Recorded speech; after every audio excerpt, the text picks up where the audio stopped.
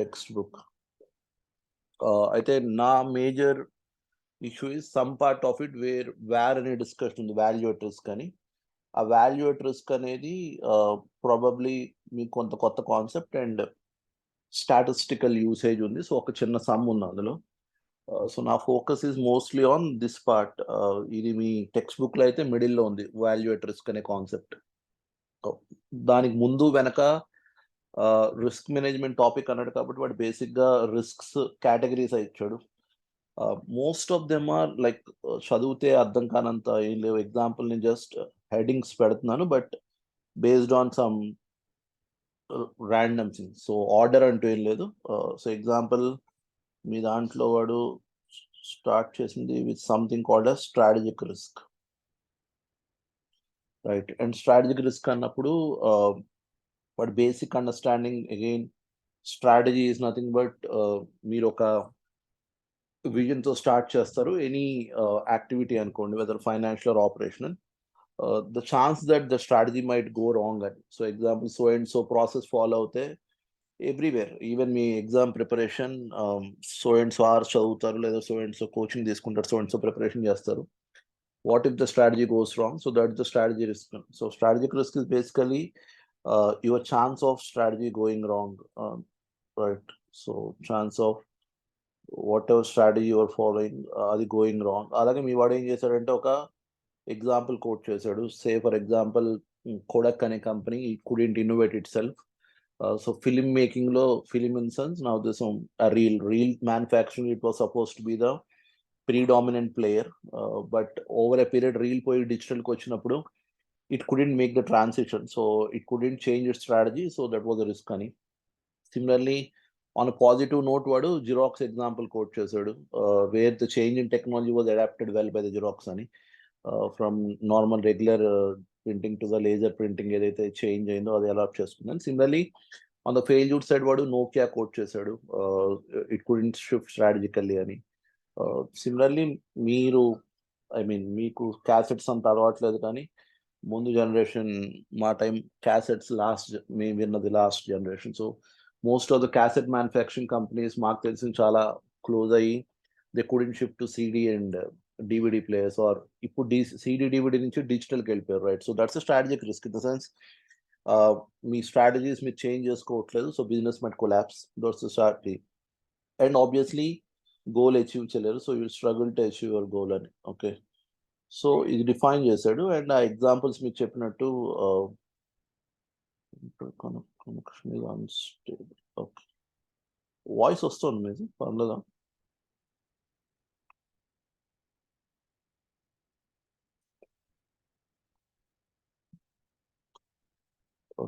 Okay, fine.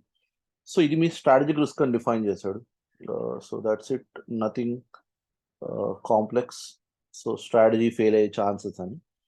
Then operational risk, which is nothing but మీరు ఏదైతే processes and people ఉన్నారో, little disturbing sir. Okay, యాక్చువల్గా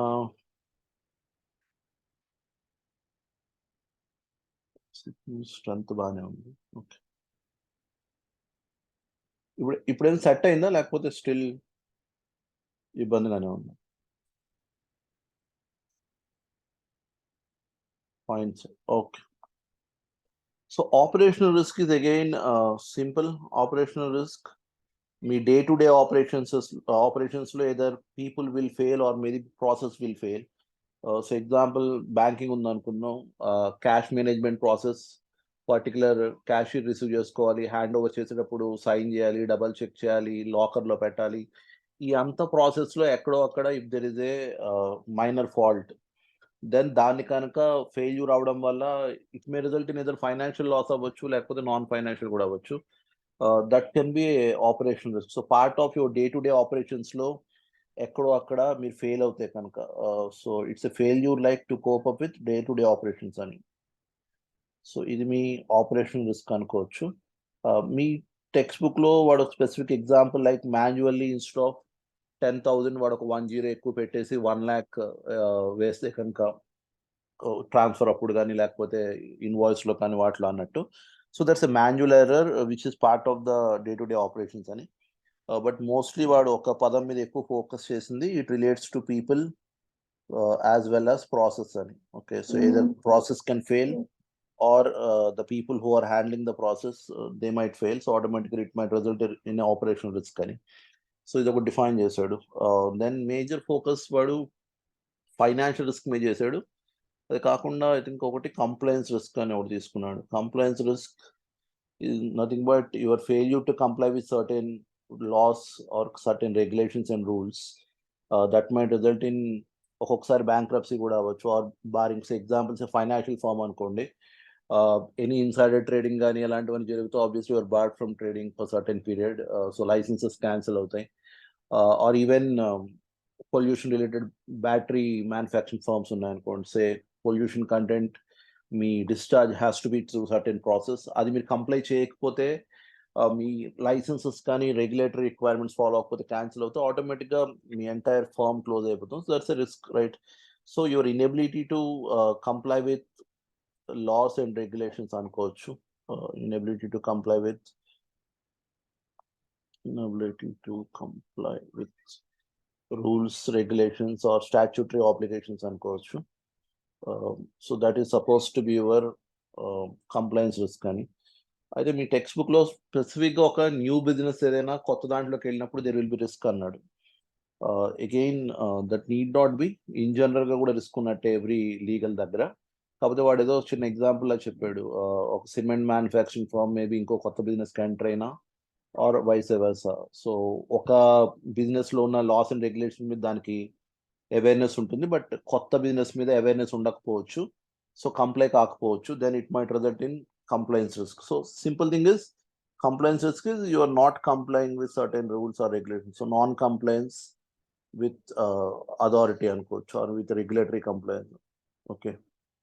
So this results in compliance risk. Okay. Then next focus what chesindi something called as financial risk, which is generally supposed to be the main focus. Okay. So ఇది మీ financial risk లో వాడు generally కొన్ని other risks కూడా financial risk కలిపాడు. Example one risk వాడు అన్నది counter party risk అని. And మీకు తెలుసు ఆల్రెడీ కౌంటర్ పార్టీ రిస్క్ మీరు ఫార్వర్డ్స్ అండ్ ఫ్యూచర్స్ వచ్చినప్పుడు కూడా ఫార్వర్డ్ అండ్ ఫ్యూచర్స్ ఎందుకు బెటర్ అంటే obviously there is no counter party risk in case of at least 99% chance or more than 99% chance that there will not be any counter party risk in case of futures అన్నారు, వేరస్ forwards లో there will be counter party risk అని. So మీకు తెలుసు counter party risk is nothing but obviously the failure of the other party to deliver the promise. అది ఏదైనా financial terms అవ్వచ్చు, goods అవ్వచ్చు, ఏదైనా. So the counter party is not responding. So obviously agreement both parties ఉండాలి. So one party is not responding, then that becomes your counterparty risk. ఇది part of financial risk లో ఎందుకు పెట్టారంటే obviously same మీరు ఎవరికైనా అప్పించారు వాడు తిరిగి ఇవ్వలేదు, then it's a financial risk. మీరు ఎవరికైనా గూడ్స్ అమ్మారు వాడు తిరిగి కంప్లై చేయలేదు, డబ్బులు ఇవ్వలేదు, so automatic it's financial risk. So financial risk లో దీన్ని ఇంక్లూడ్ చేశాడు కౌంటర్ పార్టీ రిస్క్ ని. సిమిలర్లీ పొలిటికల్ రిస్క్ వాడు అన్నది ఏంటంటే it can be a financial risk because say example some foreign country వాడు ఎవడో పాకిస్తాన్ లో సే ఒక యూనిట్ ఎస్టాబ్లిష్ చేశాడు అనుకుందాం, then obviously political ga there is so much of turmoil, so even country kuda doldrums lo undi. So both on me operational levels and financial level a risk imply avutundi. So political risk ala kuda raavachu. And again malli deenne tarvata vaadu two headings lo discuss chesadu. Okati counter party risk ani lekapothe political risk ani leda interest rate risk ani వీటిని తర్వాత ఏం discuss చేశాడంటే అసలు ఎందుకు ఇవి వస్తాయి and ఇది వస్తుందని ఐడెంటిఫికేషన్ ఎలా చేయొచ్చు, అండ్ దాన్ని తగ్గించడానికి ఏం చేయొచ్చు, అంటే దాని కౌంటర్ పార్టీ రిస్క్ మిటిగేట్ చేయడానికి ఏం చేయొచ్చు అన్నది. సో ఐడెంటిఫికేషన్ అండ్ మిటిగేషన్ అన్న కాన్సెప్ట్స్ లో, but most of them are general stuff, nothing much technical. So counter party risk అని, సిమిలర్లీ కరెన్సీ రిస్క్ అని డిస్కస్ చేశాడు, సిమిలర్లీ లిక్విడిటీ రిస్క్ డిస్కస్ చేశాడు, similarly interest rate risk discuss చేశాడు. So these are part of your financial risk అని. And స్పెసిఫిక్గా ఏం చెప్పాడంటే వాడు ఇంట్రెస్ట్ రేట్ రిస్క్ దగ్గరకు వచ్చేసరికి Obviously your government policies will have an effect on the interest rates అవన్నీ అని monetary policy కానీ అవన్నీ. And how do you deal with that అనే దానికి వాడు అన్నది ఏంటంటే స్పెసిఫిక్ చాప్టర్ డిస్కస్ చేసాం కదా, which is your interest rate risk management. You can enter into caps enter అవ్వచ్చు, ఫ్లోర్స్ ఎంటర్ అవ్వచ్చు, స్వాప్స్ ఎంటర్ అవ్వచ్చు, ఇంట్రెస్ట్ రేట్ స్వాప్స్. సో ఆ ఇన్స్ట్రుమెంట్స్ అన్ని ఎఫ్ఆర్ఏ ఎంటర్ అవ్వచ్చు, ఫార్వర్డ్ రేట్ అగ్రిమెంట్స్, అవన్నీ కూడా part of interest rate risk mitigation. So ఇక్కడ ఏం చెప్పలేదు వాడు, there is separate chapter that is dealing with the concept అన్నాడు. సో బేసికలీ మీకు తెలుసు, as a borrower you always have risk of the rates increasing, and as a lender obviously deposit వేస్తే కనుక rates decrease అయ్యే chances ఉన్నాయి. So మీరు cap enter అవుతారు, floor enter అవుతారు, కాలర్స్ ఎంటర్ అవుతారు, ఇంట్రెస్ట్ రేట్ స్వాప్స్ ఎంటర్ అవుతారు. So అవి సపరేట్ చదివారు అండ్ తర్వాత కూడా ఎలా రివైజ్ అవుతాయి. సో ఆ పార్ట్ డిస్కస్ చేశాడు. Liquidity risk obviously the firm has enough fixed assets అనుకుందాం, but its ability to convert into cash is limited. Then even though assets unna కానీ it can still have that liquidity risk. So your inability to convert assets immediately to cash, so obviously that will result in this liquidity risk కానీ. Then counterparty అనుకున్నాం, నార్మల్గా political risk ఒకటి అనుకున్నాం, currency risk కూడా again అదే coat చేశాడు, which is you have an entire chapter on foreign exchange risk management. So where any firm that operates beyond its boundaries will always have that currency risk అని, and how you deal with that is money market hedge అవ్వచ్చు, netting అవ్వచ్చు, currency options ఉన్నాయి, currency futures ఉన్నాయి, then forwards ఉన్నాయి, right. So that is something that was discuss separately అని చెప్పాడు. So currency risk అయితే anyway మీకు తెలుసు, ఎనీ బ్యాలెన్స్ షీట్ విచ్ అదే foreign asset or a foreign liability or asset or liability in foreign currency, obviously it faces a currency risk, పెరగచ్చు తగ్గచ్చు కాబట్టి. So that's very basic discussion on that, right. So financial risk మీరు categorise చేసుకోవచ్చు అన్నాడు.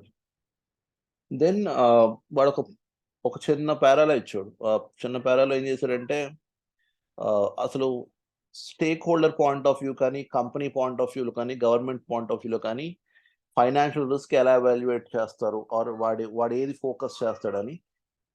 Again nothing fancy, general basic discussion. So financial risk ఏదైతే ఉందో దీని evaluation ఎలా చేస్తున్నారు from different parties point of view అన్నాడు, పిఓఎస్ పాయింట్ ఆఫ్ వ్యూ అన్నాడు. సో ఎగ్జాంపుల్ చాలా బేసిక్ కోట్ చేశాను, నేను పెద్దగా రాయక్కర్లేదు. స్టేక్ హోల్డర్స్ ఉన్నారనుకోండి, స్టేక్ హోల్డర్స్ అంటే వాళ్ళు generally equity major stake holder అన్నాడు.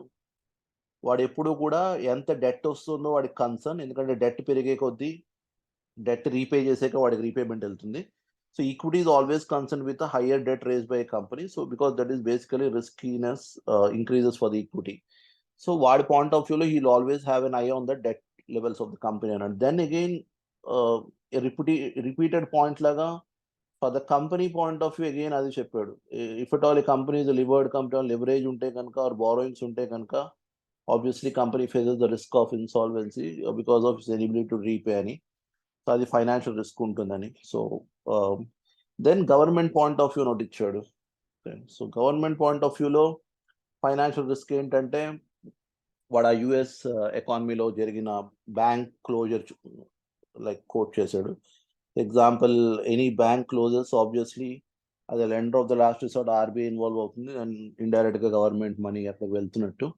So government point of view, the risk of a bank closure obviously, or a dry run on the bank, is supposed to be a risk to the government on its shepherd, right. So again అడిగితే 4 marks or 3 marks maybe from various point of views అంటే వాడి 3 point of views ఇచ్చాడు. From owners point of view అన్న company అన్న out అయింది.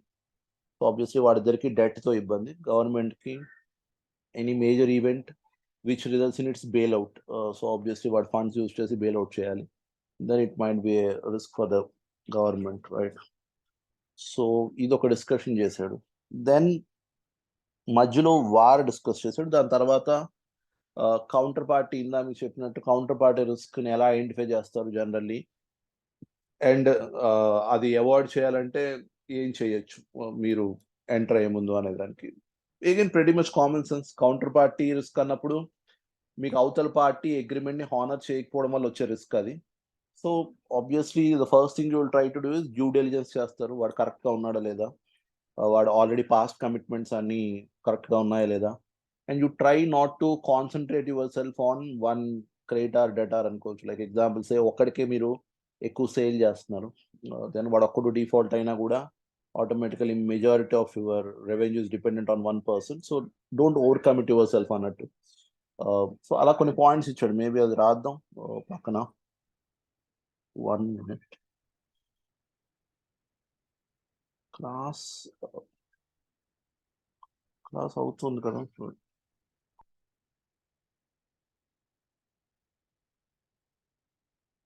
Okay, ID మారింది అనుకున్నారా?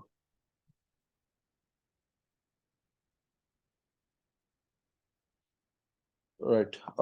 So ఇది అగైన్ అదో డిస్కషన్ ఉంది, బట్ నా ఉద్దేశం ఇప్పటిదాకా మీరు ఆన్ చేసి పడుకున్న ప్రాబ్లం లేదు, కానీ ఇది ఫోకస్ చేయండి. Concept is called value at risk, which is war. ఈ టెక్స్ట్ బుక్ ఎక్కువ ఎక్స్ప్లెనేషన్ ఇవ్వలేదు, నేను కొంచెం అక్కడ ఉన్న దాని ఎక్స్ప్లెనేషన్ పెంచడానికి ట్రై చేస్తాను. అండ్ దాని మీద ఉన్న ఒక ఎగ్జామ్లో ఒక సమ్ అడిగాడు, 2 సమ్స్ అడిగాడు. ఒకటి మీ టెక్స్ట్ బుక్లో ఉన్న మోడల్ అడిగాడు, ఒకటి స్లైట్లీ దాన్ని కొంచెం మార్చి అడిగాడు. ఓకే, సో ఆ 2 కూడా బేసిక్గా 2 సమ్స్ ట్రై చేద్దాం. అండ్ రీసెంట్గా ఎంటీపీలో ఒక సమ్ పెట్టాడు, కొంచెం నాకు కొత్తగా కాదు. మీకు జెడ్ వాల్యూ ఆ జెడ్ టేబుల్ మీరు ఎప్పుడు స్టాటిస్టిక్స్లో లాంగ్ బ్యాక్ చేశారు, సో ప్రాబబ్లీ మర్చిపోయి ఉంటారేమో. సో ఒక 5 minutes నేను అది ఇంట్రడ్యూస్ చేస్తాను. So nothing much. ఎవరికైనా నార్మల్ డిస్ట్రిబ్యూషన్ గుర్తుందా పూర్తిగా, or normal distribution Z values గుర్తున్నాయా, ఆర్ ఇంట్రడ్యూస్ చేయాలా? గుర్తులేవా? ఓకే, ఓకే, నేను జస్ట్ బేసిక్ ఇంట్రొడక్షన్ ఇస్తున్నాను. ఫస్ట్ థింగ్ ఇస్ స్టాటిస్టిక్స్లో శాంపుల్ ఉందంటాడు, పాపులేషన్ ఉందంటాడు. వాడు బేసిక్ బాధ ఏంటంటే any statistics is basically an inference అని. Inference in the sense you want to take some data and using the data మీరు కొంత పుష్ చేద్దామని, విచ్ ఇస్ ఒక డెసిషన్ మేకింగ్ కి కావాల్సిన ఇన్పుట్స్ పుష్ చేద్దామని. Okay, maybe wrong time to suggest ఏమో, but అయిపోయాక ఎప్పుడైనా మనీ బాల్ అన్న సినిమా ఉంది, బ్రాడ్ పిట్ది. అయిపోయాక మీ ఎగ్జామ్స్ అవి ఒకసారి కూర్చొని చూడండి. అందులో బేస్ బాల్ కి స్టాటిస్టిక్స్ ఎలా వాడి ఇంప్రూవ్ చేశాడు చెప్పాడు. You can relate it to IPL కొంత. ఓకే, అదే నీ పక్కన పెట్టండి. Okay, so point is sample data తీసుకుని you want to make inferences to the population. Okay, ఎందుకు అలాగా అంటే జస్ట్ నేను ఒక బేసిక్ ఎగ్జాంపుల్ తీసుకుంటున్నాను. Basic example is say government wants to have an estimate of, again that's the keyword estimate. So అది actual ఎప్పుడు అవ్వదు, బికాస్ అగైన్ అది యాక్చువల్ ఎందుకు అవ్వదు దానికి తర్వాత డిస్కషన్ చేద్దాం. Estimate of say under nourished children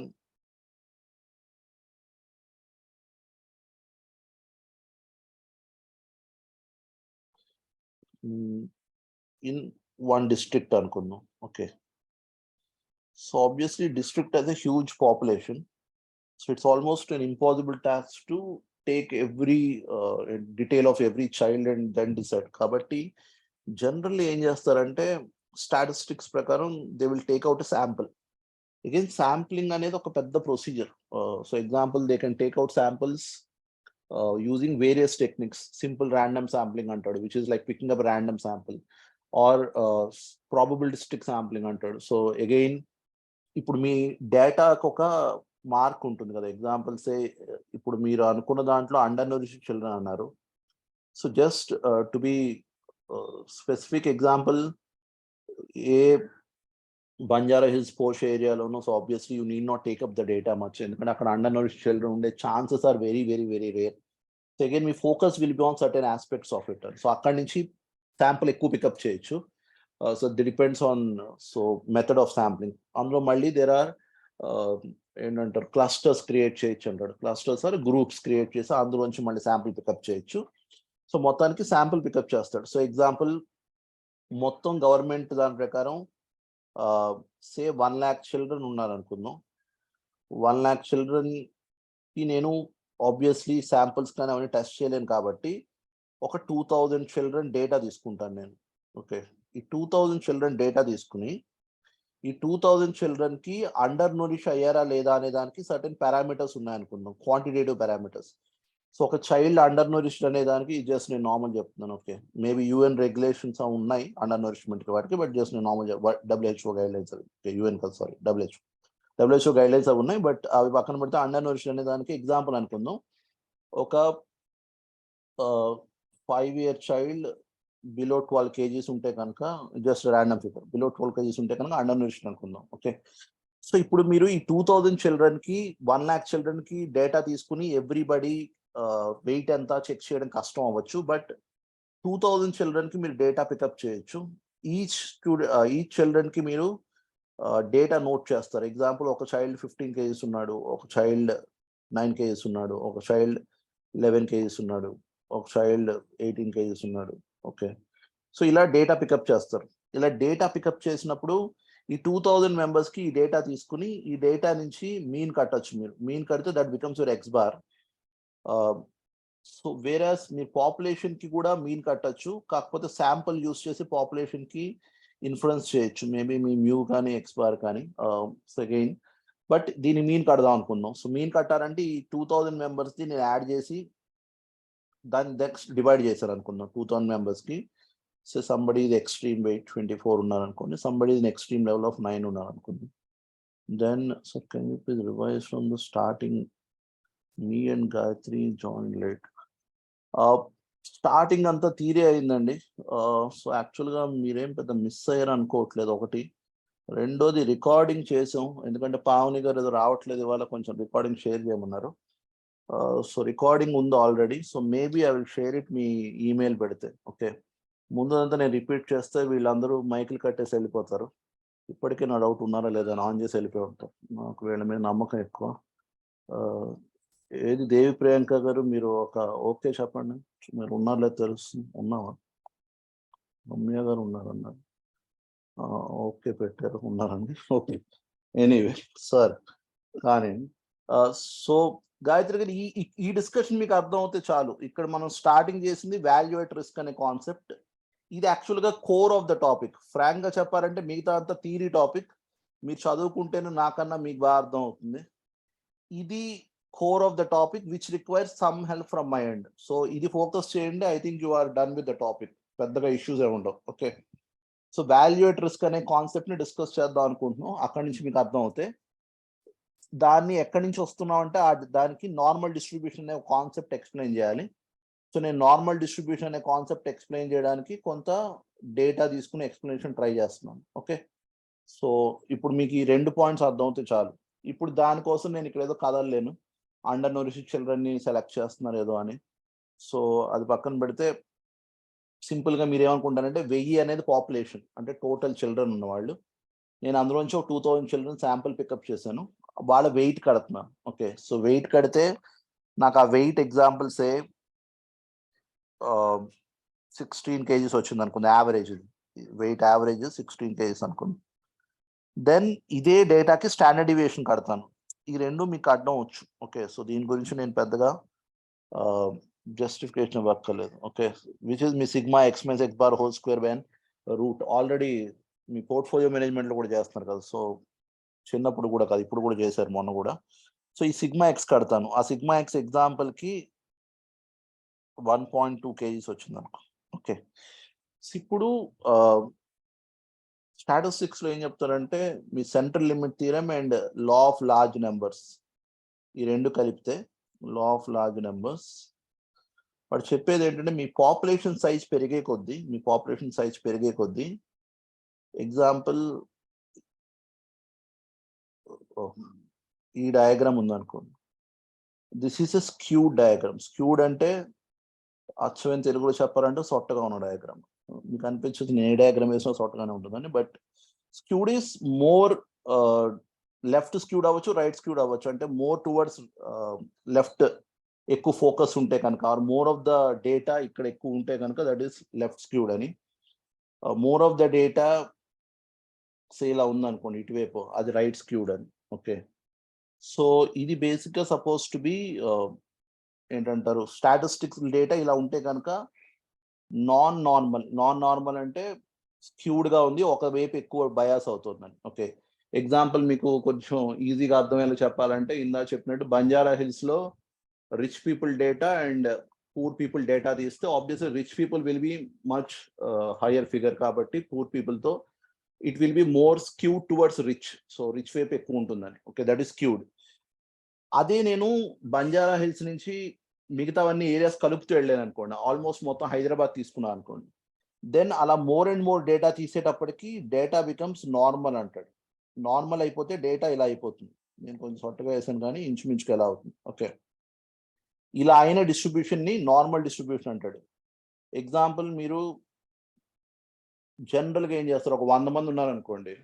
వీడు తేడాగా ఉన్నాడని అంటున్నారంటే మిగతా అందరూ నార్మల్ ఉన్నారనే కదా! So normal is most repeated. జనరల్‌గా ఉండేవాళ్ళని నార్మల్ అంటున్నాం. సో నార్మల్ డిస్ట్రిబ్యూషన్ అన్నప్పుడు నేను పీపుల్ అని రాస్తున్నా. సో దీన్ని నార్మల్ డిస్ట్రిబ్యూషన్ అంటాం. సో నార్మల్ డిస్ట్రిబ్యూషన్ అంటే మీరు డేటా లార్జ్‌గా పెంచే కొద్దీ మీ average will always be focused in the middle and extreme events will be very rare. Again that's a bad example, but students తీసుకున్నాం అనుకోండి, 1,00,000 స్టూడెంట్స్. 1,00,000 స్టూడెంట్స్‌లో వాడెవడో రేపు కన్విక్ట్ అయ్యి లేకపోతే కిల్లర్ అయ్యే ఛాన్స్ ఎంత అంటే that will be a large tail, fat tail and sorry like left and right టెయిల్‌లో ఎక్స్‌ట్రీమ్ ఈవెంట్స్. ఆ 1,00,000 స్టూడెంట్స్‌లో ఎవడో ఒకడు ప్రైమ్ మినిస్టర్ అయ్యే ఛాన్స్ ఎంత అంటే దట్స్ ఎన్ ఎక్స్‌ట్రీమ్ ఈవెంట్. ఎవడో ఒకడు అవుతాడేమో. Okay. So that's a right టెయిల్‌లో ఎక్స్‌ట్రీమ్ ఈవెంట్. అంటే పాజిటివ్‌లో extreme event.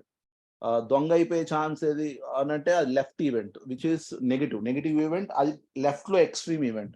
So extreme events కి ఛాన్స్ తక్కువ ఉంటుంది అంటాడు. చాలా మంది యావరేజ్ గా బతికేస్తాం ఆర్ మేబీ సే రెగ్యులర్ గా ఉన్నట్టు. సో ఆ రెగ్యులర్ అందరూ కూడా ఈ మధ్యలో పడతారని. అండ్ ఈ నార్మల్ డిస్ట్రిబ్యూషన్ కు ఉన్న ఒక అడ్వాంటేజ్ ఏంటంటే దీన్ని స్టాండర్డైజ్ చేయొచ్చు అని. స్టాండర్డైజ్ చేయడం ఇన్ ద సెన్స్ నేను ఎక్స్ప్లెయిన్ చేస్తాను. ఆ స్టాండర్డైజ్ చేసినప్పుడు ఆ పైన ఉన్న normal distribution become something called as standard normal distribution. Standardize చేస్తే స్టాండర్డ్ నార్మలే కదా అవుతుందని మీరు అనొచ్చు. బట్ దానికి ఒక ఫీచర్ ఉంది. స్టాండర్డ్ నార్మల్ డిస్ట్రిబ్యూషన్ కి mean is always in the middle. Okay. ఇది మీ చిన్నప్పుడు స్టాటిస్టిక్స్ లో వచ్చింది. Mean is always in the middle. And దీనికి బెటర్ మీకు ఒక వెబ్సైట్ చూపిస్తున్నాను, మీకు అది అర్థం అవుతుంది. నేను ఇంత అరిచే కన్నా ట్యాగ్ ఉంటుంది ఇక్కడ. ఇది చూడండి. This is basically standard normal distribution table. Okay. ఇప్పుడు ఇది చూడండి, మీకు క్లారిటీ వస్తుంది. ఇది నేను 0 to Z పెట్టాను. Z ఆన్వర్డ్స్ పక్కన పెడదాం. బట్ ఈ మిడిల్ ఉంది చూసారా, ఈ 0 దగ్గర. ఓకే. ఇక్కడ Z0 అని కొంచెం అటు ఇటు Z0 దగ్గర ఉన్న చోట నేను ఇప్పుడు అప్ టు జెడ్ పెడతాను చూడండి. అప్ టు జెడ్ అంటే ఏరియా ఎంత కవర్ అవుతుందని. సో మీరు ఇక్కడ అబ్జర్వ్ చేస్తే maybe me క్లారిటీకి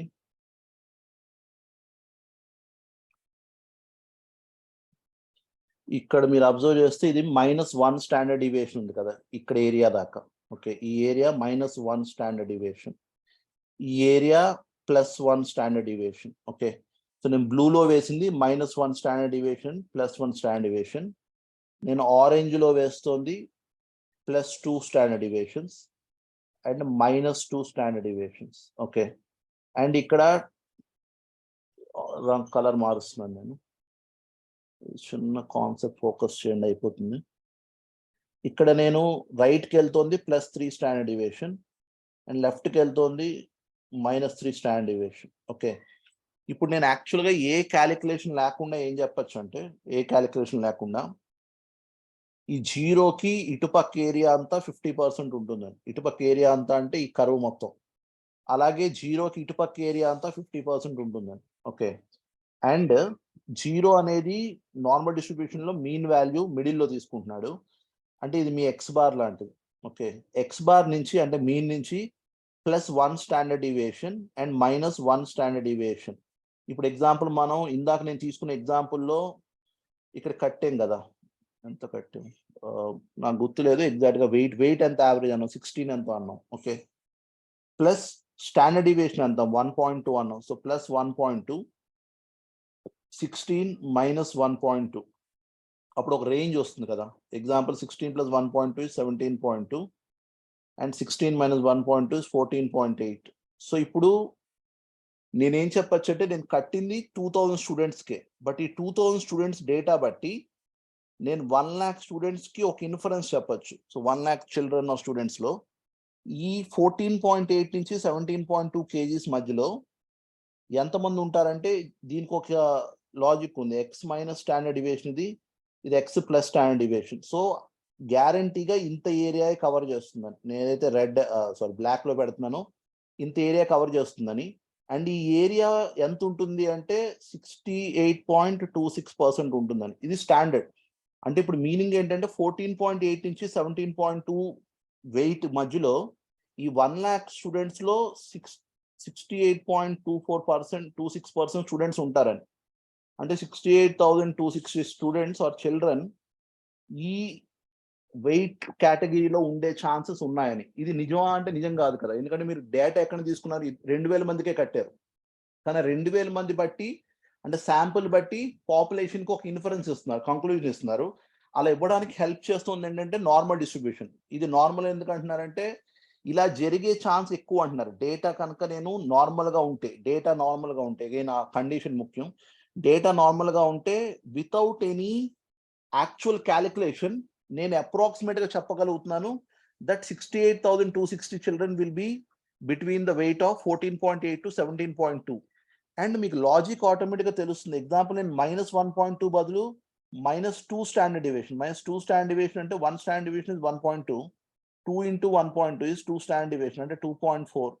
16 minus 2.4 is 13.6 and 16 plus 2.4 is 18.4. ఇప్పుడు 13.6 నుంచి 18.4 ఏరియా ఆర్ ఈ వెయిట్ కేటగిరీలో ఆల్మోస్ట్ 95 ఎగ్జాక్ట్ లేదు కానీ అబౌవ్ 95% స్టూడెంట్స్ ఉంటారని. అంటే ఇంచుమించు 95,000 స్టూడెంట్స్ ఈ రేంజ్ లోనే వెయిట్ చేస్తారని. ఓకే, ఇది నేను వితౌట్ ఎనీ క్యాలిక్యులేషన్ చెప్తున్నాను. This is called as inference based on sample. Okay, ఇలా ఎందుకు చేయగలుగుతున్నానంటే because it's a normally distributed data. అలా నార్మల్లీ డిస్ట్రిబ్యూటెడ్ డేటా కాకపోతే అది ఏదో right skewed or left skewed అవ్వాలి. Right skewed or left skewed అయినప్పుడు నేను ఇలాంటి కంక్లూజన్స్ ఇవ్వలేను. కానీ దానికి కూడా వేరే టేబుల్స్ ఉన్నాయి, వేరే చై స్క్వేర్ డిస్ట్రిబ్యూషన్స్ అలా డిస్ట్రిబ్యూషన్స్ ఉన్నాయి, వాటిని యూజ్ చేయొచ్చు. బట్ మనకు అది డిస్కషన్ కాదు. నార్మల్ డిస్ట్రిబ్యూషన్కి ఈ ఫీచర్ ఉందని. సో ఒక్కసారి నేను మీకు అర్థం కావడానికి జస్ట్ ఇక్కడ ఇది రన్ చేస్తున్నాను. మీరు అబ్జర్వ్ చేస్తే +1 standard deviation, -1 standard deviation, Z onwards run చేస్తున్నాను. మీరు ఇక్కడ 1 దగ్గరికి చూస్తే ఆర్ ఇక్కడికి మేబీ మీరు 1 up to Z. ఓకే, ఇది ఎలా 50 రావాలి. 0 to Z చేద్దాం, అది better. 0 to Z. Okay, 0 to Z మీరు అబ్జర్వ్ చేస్తే ఇక్కడ -1 స్టాండర్డ్ డివియేషన్, ఇది ఎంత వచ్చింది? -1 standard deviation -1 right. Z -1 standard deviation మీరు అబ్జర్వ్ చేస్తే 34.13%. అంటే ఆ లెఫ్ట్ ఏరియా కవర్ అయింది. ఇప్పుడు రైట్ చూడండి, రైట్ ఏరియా ఎంత కవర్ అయింది చూడండి. 1 స్టాండర్డ్ డివియేషన్ సేమ్ కవర్ అవుతుంది. మళ్ళీ రైట్ 1 పెడితే 34.13%. ఈ రెండు కలిపితేనే 68.26%. సో ఇందా నేను చెప్తుంది ఈ రెండింటి మధ్యలో ఇంటర్వెల్ 68.26% ఉందని అలా చెప్తున్నాం అంటే అది స్టాండర్డ్ థింగ్ అది. ఓకే, అలాగే మీరు స్టాండర్డ్ డివియేషన్స్కి వెళ్తే 95 సంథింగ్ వస్తున్నాను. రైట్, సో ఇక్కడ మీరు జెడ్ వాల్యూ ఇక్కడ పెట్టచ్చు. ఓకే, 2 స్టాండర్డ్ డివియేషన్ పెడితే 47.72 ఉంది. అటు కూడా -2 standard deviation because symmetric distribution. Symmetric అంటే రైట్ సైడ్ అలాగే లెఫ్ట్ సైడ్ అలాగే ఉంటుంది. సో అటువైపు కూడా 47.72 ఉంటుంది. అంటే ఆ రెండు కలిపితే 95.44 ఉంది. So 95.44% of the population will be between ఆ రెండు స్టాండర్డ్ డివియేషన్స్. అలాగే మీరు 3 స్టాండర్డ్ డివియేషన్కి వెళ్ళారు అనుకోండి, almost 99% of the data cover అయిపోతుంది. సో మీరు ఇక్కడ 3కి వెళ్తే 49.87 ఈ ఏరియాలో, అండ్ లెఫ్ట్ సైడ్ కూడా 49.87. సో మీరు రెండు కలిపితే కనుక 99.74% ఆఫ్ ద పాపులేషన్ కవర్ అయిపోతుంది. విచ్ మీన్స్ మన ఎగ్జాంపుల్లో 16 మీన్ వెయిట్ అనుకుంటే ప్లస్ 3 స్టాండర్డ్ డివియేషన్స్ ఇంటూ 1.2 అంటే 19.6 kgs అండ్ -3.6 అంటే 12.4 kgs. వెరీ హెవీ ఛాన్సెస్ ఏంటంటే ఈ వెయిట్ కేటగిరీలో మీకున్న 1 lakh చిల్డ్రన్లో ఆల్మోస్ట్ 99.74% అంటే 99,740 చిల్డ్రన్ ఇదే కేటగిరీలో ఉంటారు. ఎవడో కొంతమంది ఎక్స్ట్రీమ్ వెయిట్ ఉంటారు. మేబీ వాడు 30 kgs ఉన్నాడు ఒబేస్, మేబీ బాగా అండర్ వెయిట్ ఉన్నాడు 10 kgs. వీళ్ళు ఎక్స్ట్రీమ్ ఈవెంట్ని టేల్ ఈవెంట్ అంటాం, అంటే ఎప్పుడో కానీ జరగదు. సో ఈ చివరన ఉన్నవన్నీ రేర్ ఈవెంట్స్, ఈ మధ్యలో ఉన్నవన్నీ జనరల్గా జరిగే events. So normal distribution purpose ఏంటంటే ఒక స్టాటిస్టిక్స్ తీసుకుని మీరు దాన్ని బట్టి పాపులేషన్కి ఒక కంక్లూజన్స్ చెప్పొచ్చు. అండ్ అవి కూడా ఎలా చెప్పొచ్చు అంటే స్టాండర్డ్గా చెప్పొచ్చు. స్టాండర్డ్గా అంటే ఇంచుమించుగా ఇలా అయిపోతుందని పర్సంటేజ్లో చెప్పేస్తున్నారు. ఇర్రెస్పెక్ట్ ఆఫ్ యువర్ డేటా, మీ డేటా నార్మల్గా ఉంటే చాలు, అది ఏ డేటా అయినా సరే మీరు ఇన్ఫరెన్సెస్ చెప్పొచ్చండి. ఓకే, సో మీకు ఇప్పుడు కొద్దిగైనా నార్మల్ డిస్ట్రిబ్యూషన్ అర్థమైంది, అసలు ఏం చేసేవన్నది, పర్పస్ ఏంటని ఇప్పుడు నేను చెప్పిన దాంట్లో. తర్వాత దాని వారికి అప్లై చేద్దాం, దాని గురించి బెంగపడకండి. ఓకే ఓకే, సో ఇది అర్థం అవుతే ఈ కాన్సెప్ట్ని ఇప్పుడు వారికి రండి. ఓకే, ఎప్పుడైనా నాకు రిస్క్ అనేది ఎక్స్ట్రీమ్ ఈవెంట్ అవ్వాలా లేకపోతే రెగ్యులర్ ఈవెంట్ అవ్వాలా? రిస్క్ అనేది కాన్సెప్చువల్లీ ఆలోచిస్తే మీరు ఎక్స్ట్రీమ్ ఈవెంట్ అవుతుందా లేకపోతే రెగ్యులర్ ఈవెంట్ అవుతుందా?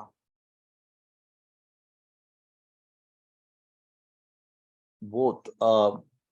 అగైన్ రెగ్యులర్ ఈవెంట్ గా మీ రిస్క్ అవుతోంది అంటే దెన్ మీ ప్రాసెసెస్ కానీ లేకపోతే మీ ప్రొసీజర్స్ కానీ తేడా ఉన్నట్టు.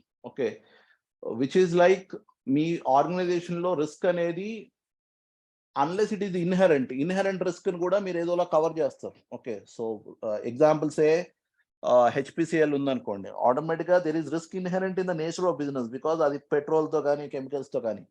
బట్ స్టిల్ మీరు హెచ్పిసిఎల్ అనే రిఫైనరీలో యాక్సిడెంట్ అయ్యే ఛాన్స్ ఎంత అని అడిగితే that is obviously 1 in a million లేకపోతే 1 in a billion అవ్వాలి. లేకపోతే రెగ్యులర్ గా అవుతోంది అని అంటే కనుక you are not managing risk properly. Okay, కాబట్టి అయ్యే ఛాన్స్ బోత్ ఉంటుంది ఎలాగో, but general it should be extreme కదా. Ideally anything you feel risky is it should be extreme. ఎందుకంటే రెగ్యులర్ గా అవుతుంది అనుకోండి, then obviously there is a procedural lapse or there is a process lapse or your risk management techniques are redundant, మరీ దరిద్రంగా ఉన్నట్టు. Okay, so అందుకని మన focus is on avoiding extreme events. Okay, so ఎప్పుడైతే extreme events అన్నానో మన focus is on mostly on tail అని. Okay, tail అన్నప్పుడు ఇందా నేను చెప్పిన దాంట్లో ఇవి ఈ చివరిన ఉన్నవి. ఓకే, సో వాడు ఇప్పుడు ఏం డిఫైన్ చేస్తాడంటే రిస్క్ ని ఈ నార్మల్ డిస్ట్రిబ్యూషన్ లో నేను ఒక పోర్ట్ఫోలియోలో ఇన్వెస్ట్ చేస్తే కనుక సే ఒక 10 lakh పోర్ట్ఫోలియో ఉంది, ఈ 10 lakh పోర్ట్ఫోలియో పడిపోయే ఛాన్స్ ఎంత ఆర్ దాని వాల్యూ లాస్ అయిపోయే ఛాన్స్ అంటే మేబీ 10 lakh లో ఎంత పోవచ్చు అనేది నేను కట్టాలన్నప్పుడు నేను ఇక్కడ వాల్యూ ఎట్ రిస్క్ వార్ అనే కాన్సెప్ట్ తీసుకుంటాను. And VaR can be like 99% VaR or 95% VaR, ఇవి రెగ్యులర్ గా వాడేది. 97.5% కూడా వాడుతుంటారు, బట్ 99% వార్ అండ్ 95% వార్ ఇది వాడతారు. ఇది వాడినప్పుడు వాడు ఐడియా ఏంటంటే ఈ ఏరియా అంతా సపోజ్ టు బి 99%, ఏదైతే గ్రీన్ అంతా వేసానో ఇది 99%, ఏదైతే నేను బ్లూ వేసానో దట్స్ అన్ ఎక్స్ట్రీమ్ ఈవెంట్, ఈ 1%. ఓకే, సో ఇప్పుడు మీ entire risk management focus is always on that 1%. ఆ 1% ఎందుకు అంటే మోస్ట్ ఆఫ్ ద టైమ్స్ మీరు రిస్క్ మేనేజ్మెంట్ అబ్జర్వ్ చేసే బేసల్ నార్మ్స్ అవన్నీ కూడా risk management related. Operational risk పక్కన పెడితే most of the times banks అవన్నీ కూడా రిస్క్ ఎక్కడ ఉంటుందంటే రోజు జరిగే ఈవెంట్ కాదు, suddenly there will be something which will result in collapse of the bank. So ఆ ఈవెంట్స్ నేను సరిగ్గా మేనేజ్ చేస్తున్నానా లేదా, సో రిస్క్ మేనేజ్మెంట్ పర్పసే మీరు ఆ ఎక్స్ట్రీమ్ ఈవెంట్స్ ని హ్యాండిల్ ఎలా చేస్తున్నారని.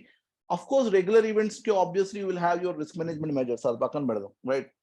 సో అందుకని వాల్యూ ఎట్ రిస్క్ ఫోకస్ ఏంటంటే ఈ 99% వారు డిఫైన్ చేసినప్పుడు ఈ చివర ఉన్న 1% కి ఏమవుతోంది అండ్ ఈ 99% ఏంటి. సో ఈ పోర్ట్ఫోలియో లెఫ్ట్ సైడ్కి వెళ్ళినప్పుడే నాకు ఇంపార్టెంట్, ఎందుకంటే వాల్యూ పడిపోతుంది. రైట్ సైడ్కి వెళ్ళినప్పుడు పెరుగుతుంది అనుకున్నప్పుడు నాకు అది okay, that's not a risk అంటాడు వాడు దాంట్లో. బట్ నార్మల్ భాషలో అయితే risk is a fluctuation, but value at risk లో వాడు focus is only on the left side of the distribution, which is basically losses వైపే.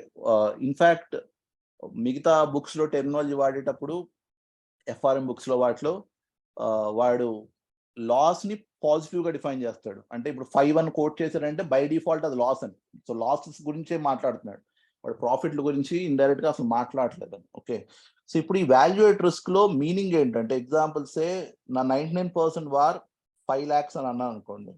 99% వార్ 5 lakhs అని అంటే కనుక మీనింగ్ ఏంటంటే, ఈ 5 lakh కి పోర్ట్ఫోలియో 10 lakh ఏం సంబంధం లేదు. నేను పోర్ట్ఫోలియో 99% వార్ 5 lakhs అన్నప్పుడు there is a 99% chance, that my maximum loss will be 5 lakhs. or దీన్నే ఇంకోలా కోట్ చేయొచ్చు, there is a 1% chance. ఇప్పుడు ఎప్పుడైతే 1% అన్నారో మీరు అబ్జర్వ్ చేస్తే ఇక్కడి నుంచి ఇటువైపు ఇది లాస్ 5 lakhs అనుకుందాం, ఇక్కడ నుంచి లాస్ ఇంకా పెరుగుతూనే ఉండాలి తప్ప తగ్గదు కదా. So there is 1% chance that my minimum loss will be 5 lakh. ఈ రెండు స్టేట్మెంట్స్ ఒకటే. ఓకే, ఈ రెండు statements they do mean the same. So నేను 99% వార్ కట్టినప్పుడు either I am saying that there is a 99% chance that my maximum loss will be 5 lakh, or I am saying that my minimum loss will be 5 lakh, but the chance is that it will be 1%. So 1% chance that my minimum loss will be 5 lakh. Okay. Again, my examination ki we will take up a formula which is easy. So దాని గురించి బెంగలేదు. But ఇప్పుడు ఏమంటాడంటే, ఇది normal distribution అయినప్పుడు అసలు 99% area cover అవ్వాలి అంటే ఈ జెడ్ నుంచి ఎంత దూరం ఉండాలి. జెడ్ అనేది మిడిల్ వాల్యూ. ఓకే, జెడ్ ఇది ఎక్స్ బార్. యాక్చువల్గా జెడ్ అనేది డిస్టెన్స్. మీకు జెడ్ మీ చిన్నప్పుడు నేర్చుకున్నారు, ఇది X bar minus mu divided by standard deviation. అంటే జెడ్ అనేది మిడిల్ వాల్యూ కాదు, X bar middle value. X bar నుంచి జెడ్ అనేది distance between X bar and mu. Okay, so ఇప్పుడు ఎగ్జాంపుల్ నేను ఇక్కడ జెడ్ రాస్తే ఈ డిస్టెన్స్ ఎంత అని. సో ఎక్స్ బార్ నుంచి 1 స్టాండర్డ్ డివియేషన్ అయితే జెడ్ ఈస్ 1 స్టాండర్డ్ డివియేషన్. అంటే స్టాండర్డైజింగ్. మీరు ఎగ్జాంపుల్ ఇందాక నేను తీసుకున్న ఎగ్జాంపుల్లో మీరు ఎలా చేయొచ్చు, స్టూడెంట్ యావరేజ్ ఈజ్ 16 అన్నాను కదా. ఇప్పుడు రివర్స్ క్వశ్చన్ అడగచ్చు నేను, 18 kgs ఉంటే కనుక వాడు మీన్ నుంచి ఎంత దూరంలో ఉన్నాడో అడగచ్చు, మీన్ నుంచి ఎన్ని స్టాండర్డ్ డివియేషన్స్ ఉన్నాడని. అప్పుడు మీరేం చేస్తారంటే 16 నుంచి 18 అంటే 2 డిఫరెన్స్ ఉంది. 16 minus 18 which is X bar 16 and mu 18. Mu అంటే మీ టార్గెట్ 18 kgs వాడు ఎంత దూరంలో ఉన్నాడని. ఈ డిస్టెన్స్ 2 అనుకుంటే ఇది స్టాండర్డ్ డివియేషన్స్ లో కన్వర్ట్ చేస్తున్నారు. సో ఒక standard deviation is 1.2 kgs. So 2 అంటే ఎన్ని స్టాండర్డ్ డివియేషన్స్ అంటే 2/1.2. ఓకే, సో 2/1.2 అంటే అప్రాక్సిమేట్లీ ఎంత అయింది, ఇది 1.6 ఎంతనా, 1.66 ఎంత. సో 1.66 ఆర్ 1.7 అనొచ్చా, 1.66 దగ్గరలో ఉంటుంది. ఓకే, సో 1.66 స్టాండర్డ్ డివియేషన్ దూరం ఉన్నారని అంటే ఇప్పుడు నథింగ్ బట్ ఇది ఈ డిస్టెన్స్. సో మీరు ఇప్పుడు కట్టిన 1.66 ఏంటంటే ఈ డిస్టెన్స్ 1.66 స్టాండర్డ్ డివియేషన్స్ ఉందని మీరు లాజికల్గా ఆలోచించండి. 16 ఉంది, 16కి ప్లస్ 1.66 స్టాండర్డ్ డివియేషన్ చేశారనుకోండి, ఒక్కొక్క స్టాండర్డ్ డివియేషన్ అంతా 2 kgs, sorry 1.2 kgs. So 16 plus 1.66 into ఆ 1.2 చేస్తే మళ్ళీ ఆ 18 కదా రావాలి. సో దీనికి ఉన్న డిస్టెన్స్ ఉంది కదా, దాన్ని జెడ్ అంటున్నారు. ఇప్పుడు జెడ్ అంటే ఏంటో అర్థం అవుతుందా? జెడ్ అంటే ఆ మిడిల్ నుంచి మీరు కడుతున్న వేరియబుల్కి ఉన్న డిస్టెన్స్. ఓకే, అది 1.66 లేదా 1 or 2 ఆ డిస్టెన్స్ అని. ఓకే, సో అది అర్థం అవుతాయి. ఇప్పుడు అగైన్ ఆ డయాగ్రామ్ చూడండి. ఈ డయాగ్రామ్లో ఈ 0 ఈజ్ మై మిడిల్ వాల్యూ. ఇక్కడి నుంచి ఇక్కడికి వెళ్తున్నాను అనుకోండి, ఈ 2 అనేది డిస్టెన్స్, జెడ్ డిస్టెన్స్ ఇది. So -2 standard deviation. అప్పుడు ఈ పైన ఏరియా, ఈ సగం ఏరియా ఎంత కవర్ అవుతుంది అనేది. ఓకే, మేబీ నేను ఓకే, సో ఆ సగం ఏరియా ఎంత కవర్ అవుతుంది అనేది అంటే ఏంటి, ఇక్కడ నుంచి నేను ఇందాక ఇక్కడ పెడితే ఆర్ ఇక్కడ పెడితే ఆర్ ఇక్కడ తీసుకుంటే 15.54% కవర్ అయింది కదా. కానీ ఇదంతా 50% అని తెలుసు నాకు. సో నేను కనుక ఇక్కడి నుంచి ఈ ఏరియా ఎంత అని అడిగాడు అనుకోండి, ఇక్కడి నుంచి ఈ ఏరియా ఎంత అంటే ఆబ్వియస్లీ 50 + 15.54 65.54 అవ్వాలి. అలాగా నాకు ఇప్పుడు 99% ఏరియా కావాలి. సో 99% ఏరియా కావాలంటే ఈ రైట్ సైడ్ ఎలాగో పని చేద్దాం, జెడ్ ఆన్వర్డ్స్ వాడదాం, మీకు ఈజీగా ఉంటుంది.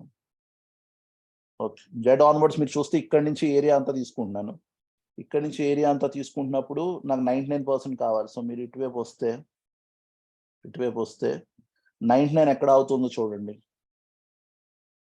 2.33 దగ్గర ఆగాలి. 99.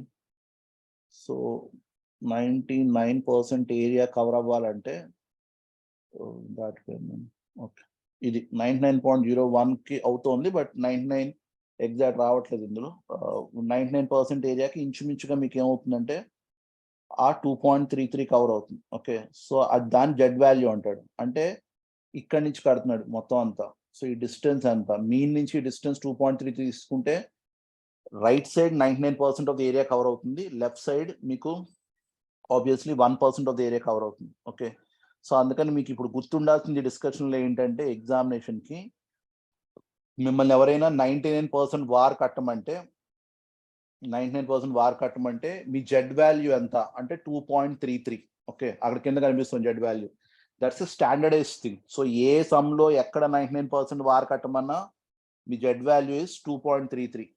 అయితే మీకు ఇది కొంచెం క్లారిటీ పెరగడానికి ఇది single tail test. Single tail అంటే నాకు లెఫ్ట్ టెయిల్ మాత్రం ఇంపార్టెంట్ కాబట్టి నేను డిస్టెన్స్ బిట్వీన్ లెఫ్ట్ టెయిల్ చూసుకుంటున్నాను 1%. ఒక్కొక్కసారి మీకు ఇందాక ఇంటర్వల్ ఎస్టిమేట్ చేశాను. ఇంటర్వల్ ఎస్టిమేట్ అంటే లెఫ్ట్ సైడ్ చూస్తాను, రైట్ సైడ్ చూస్తాను. అప్పుడు కాన్ఫిడెన్స్ ఇంటర్వెల్ వేరేలా కడతాం. అది మీ రన్ టెస్ట్లో చిన్న పాయింట్ దగ్గర ఉంది, మేబీ అక్కడ ఒకసారి టెస్ట్ చేద్దాం. బట్ ప్రస్తుతానికి మీకు 99% వార్ కట్టాలంటే జెడ్ వాల్యూ ఎంత అంటే 2.33. సో ఎక్కువ రెగ్యులర్గా అడిగేది 99% వార్.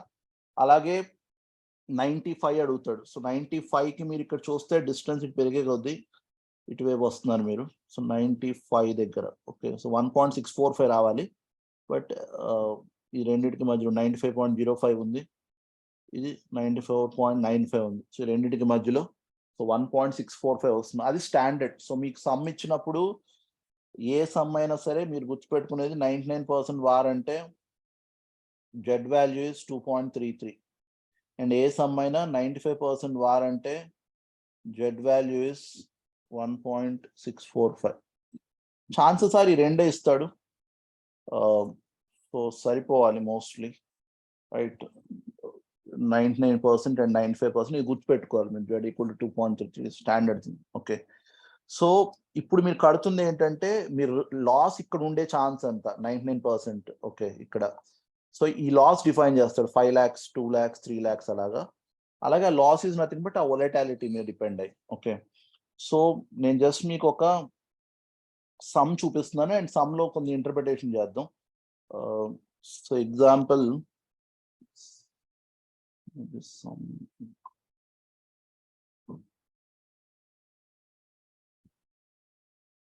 ఈ సమ్స్ ఎగ్జామ్ సమ్స్ ఇవి. సో ఒక 2 సార్లు అడిగాడు, ఈజీయే. దానికి ఫార్ములా కింద మారుద్దాం అని, nothing difficult.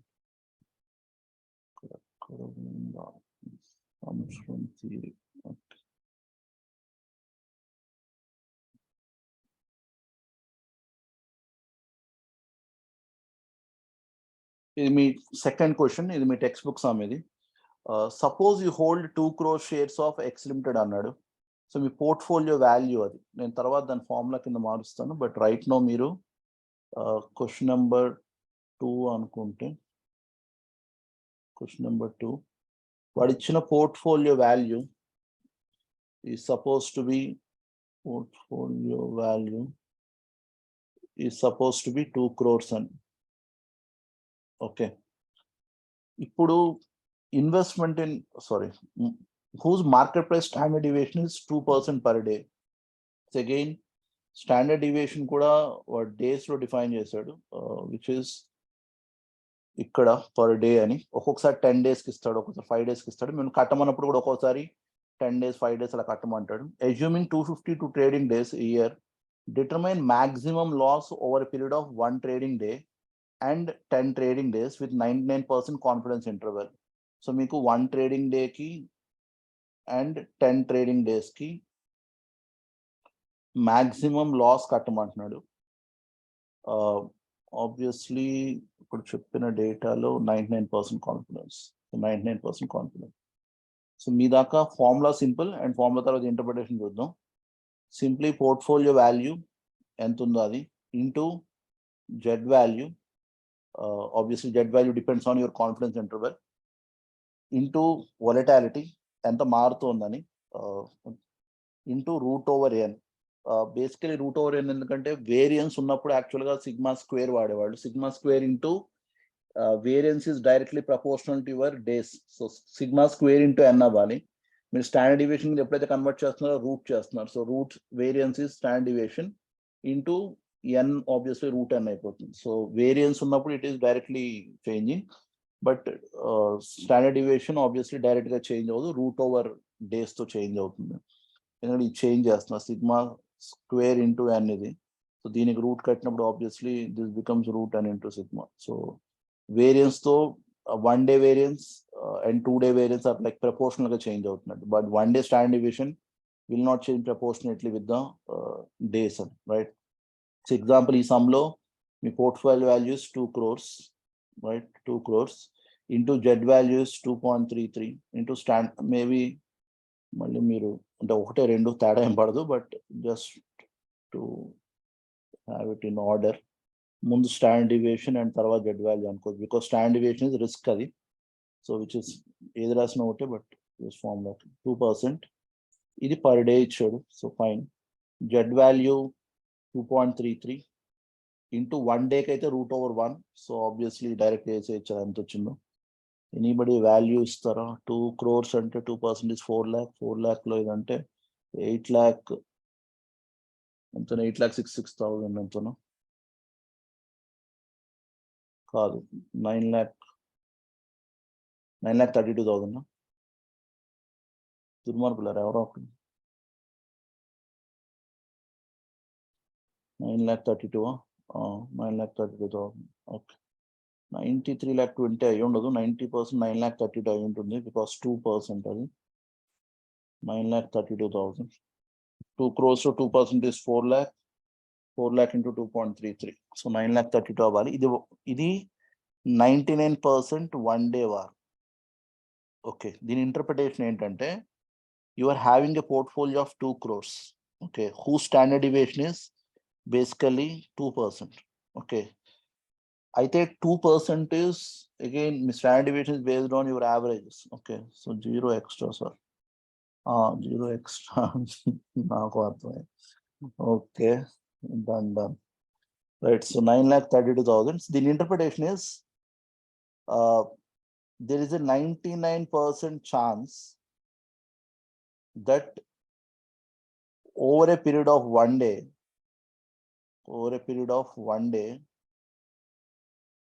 your portfolio will lose a maximum of 9,32,000.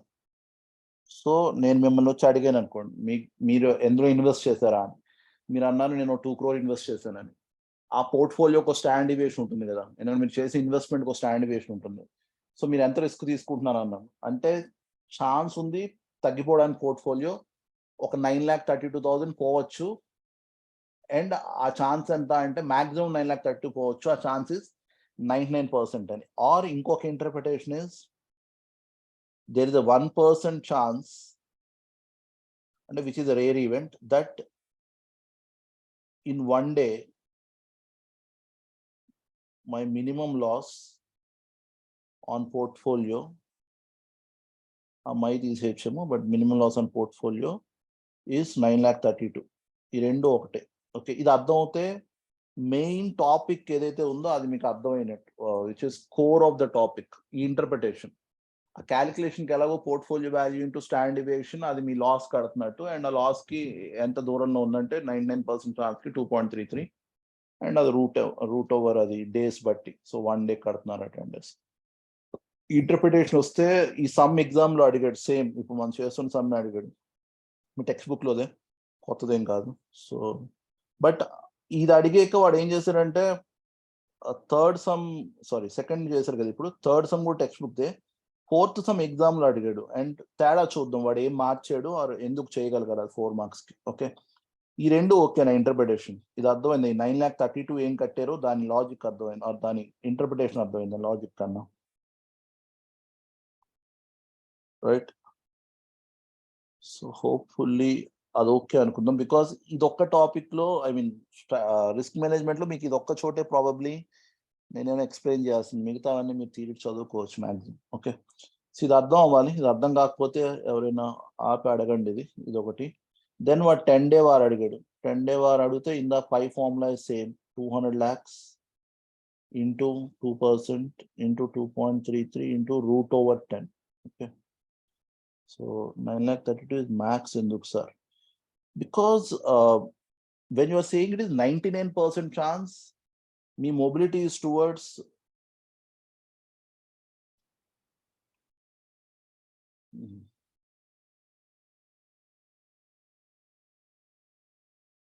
మీరు ఇక్కడ ఉన్నారు 99%.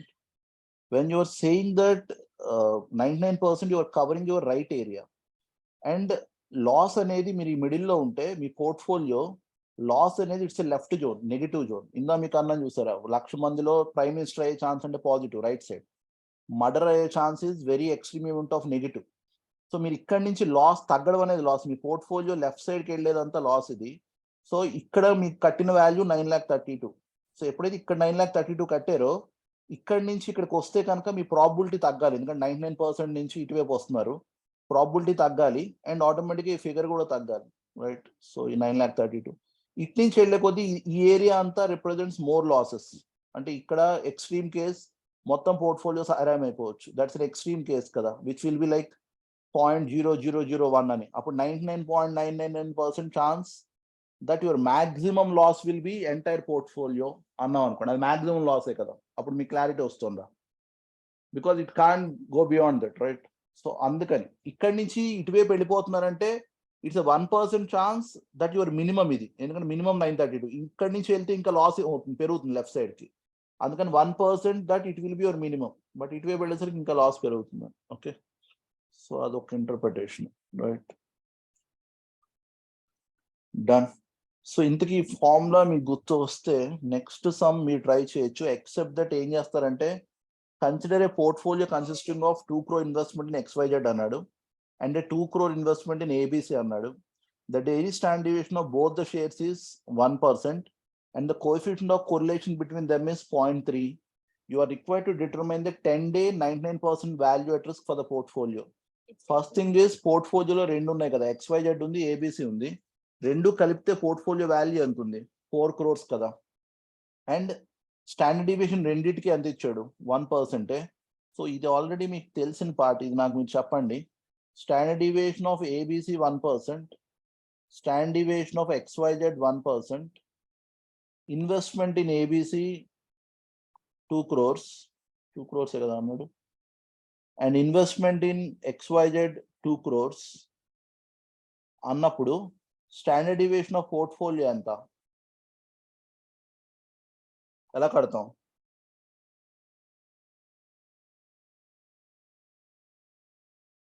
స్టాండర్డ్ డీవియేషన్ ఆఫ్ పోర్ట్ఫోలియో ఎలా కడతారు? ఎవరైనా మైక్ ఆన్ చేసి.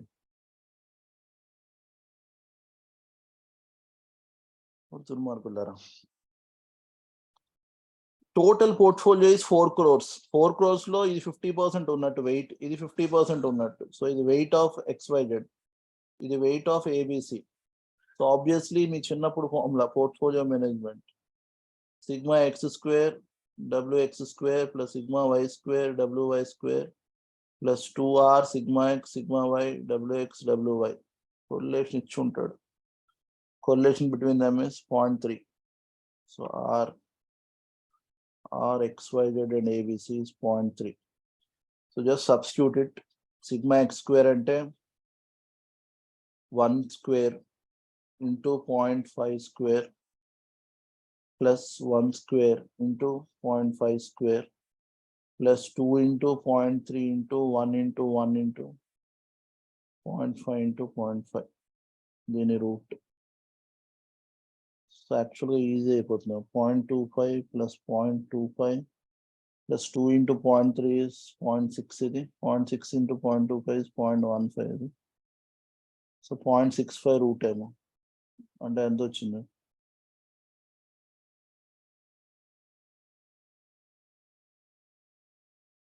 0.806 సో ఈ 0.806 నేను ఇక్కడ 1 అనే వాడాను సో 1% కదా అందుకని 0.806% ఇది 1% నేను మార్చలేదు 0.01 అని రాయలే కదా కాబట్టి వచ్చింది 0.806% sigma of the portfolio so ఇప్పుడు మీకు తెలుసు portfolio value is 4 crores 2 crores అన్నది 200 lakh 4 crores so portfolio value తెలుసు కాన్ఫిడెన్స్ ఇంటర్వెల్ 99% అన్నాడు మోస్ట్లీ అదే అంటాడు లేదా 95 అంటాడు సో జెడ్ వాల్యూ తెలుసు 2.33 స్టాండర్డ్ డీవియేషన్ తెలుసు 0.806 and n number of days determine the 10 day అన్నాడు సో n తెలుసు 10 days సో మీరు సబ్స్టిట్యూట్ చేస్తే మీ VaR value at risk is 4 crore into 2.33 maybe standard deviation ముందు వాడదాం జస్ట్ తేడా ఏం పడదు but just for sake of అంటే ఇది లాస్ అది అయ్యే ఛాన్స్ 2.33 into √10 పైది కూడా రూట్ వాడారు కదా అది క్యాలిక్యులేషన్ చేయలేదేమో నేను √1 ఇక్కడ √10 వాడి ఉండాలి right and number of days ఇస్తే 10 day వార్ అంటే √10 వాడతారు ఓకే సో ఇదంతా వచ్చింది 4 crores into 0.86% 0.806% into 2.33 into √10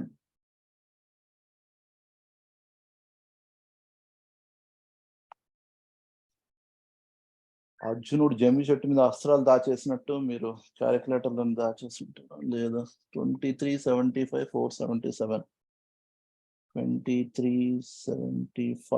477 so again దీని ఇంటర్ప్రిటేషన్ ఏంటి out of your portfolio of 4 crores there is a 99% chance that maximum loss will be 2375 477 over a period of 10 days ఒక రోజు కాదు 10 days లో అయ్యే loss that's the maximum chance or 1% chance that your minimum loss will be 23,75,477 over a period of 1 day ఈ రెండు సమ్లో అర్థమయ్యా లేదా ముందు చెప్తే దాన్ని బట్టి అసలు నెక్స్ట్ సమ్ ఇంటర్ప్రిటేషన్ మీరు ఎలా చేస్తారో చూద్దాం అంటే ఎగ్జామ్లో వాడు చేసే ఛాన్స్ ఏంటుంది అనే దానికి నెక్స్ట్ సమ్ ఒక ఎగ్జాంపుల్ ట్విస్ట్ ఇవ్వడం అంటే జస్ట్ చిన్నగా మారుస్తాడు సో ఈ ఫార్ములా ఓకే కదా Z value and portfolio VaR కట్టమంటే portfolio value into standard deviation into Z into √10 okay so ఇది మెయిన్ ఇది మర్చిపోకండి okay portfolio value into standard deviation into Z into √10 okay okay అనుకుంటున్నాను నేను థర్డ్ సమ్ చూడండి third కాదు fourth sum ఇందులో ఈ ఫోర్త్ సమ్ ఎగ్జామినేషన్లో అడిగాడు నాకు గుర్తుండి 2020 అనుకుంటా 2020 ఆర్ 2021 ఈ రెండిట్లో మీరు చదివి నాకు అందులో మనకి అడిగింది ఏంటో చెప్పండి ఎవరైనా బయటికి చదువుతారా ఆన్ చేసి లేదా నేను చదువుతానండి okay On Tuesday morning, before opening of the capital market, an investor, while going through his bank statement, has observed that an amount of 7 lakh is lying in his bank account. This amount is available for use from Tuesday till Friday. The bank requires a minimum balance of 1,000 all the time. The investor desires to make a maximum possible investment where value at risk should not exceed the balance lying in his bank account. The standard deviation of the market price of the security is 1.5% per day. The required confidence level is 99%. Again, ఇక్కడ 99% ఇస్తే ఈ table ఇది Z table ఇది Z టేబుల్లో మీరు ఎలా వెతకాలని మీరు వెతకక్కర్లేదు మీకు తెలుసు ఆల్రెడీ 2.33 బట్ వెతకాల్సి వస్తే ఇక్కడ ఉంది కదా ఇక్కడ చూస్తారు ఈ 99.16 99.13 99.11 99.04 99.01 which is very close to 99%.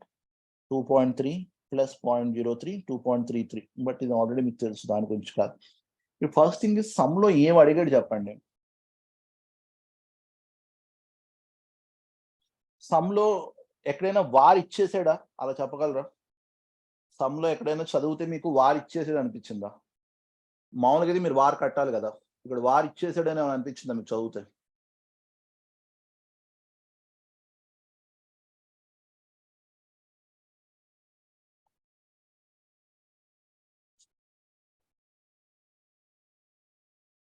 $1,000 war.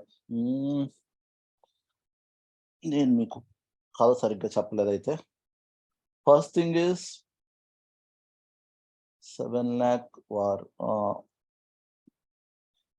మీరందరూ జాయింట్ వెంచర్లు చేస్తే గ్యారంటీగా మనందరికి 1890 వస్తాయి.